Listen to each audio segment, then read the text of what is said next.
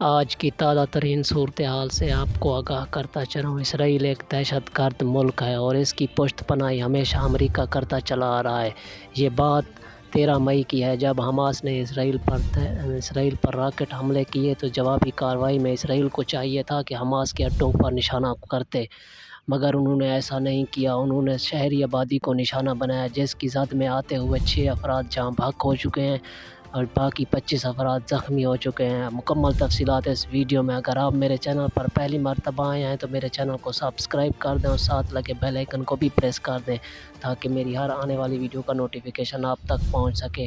تو دوستو، اسرائیل ایک دہشت گرد ملک ہے اور اس نے جنگی قوانین کی بھی خلاف ورزی کی ہے۔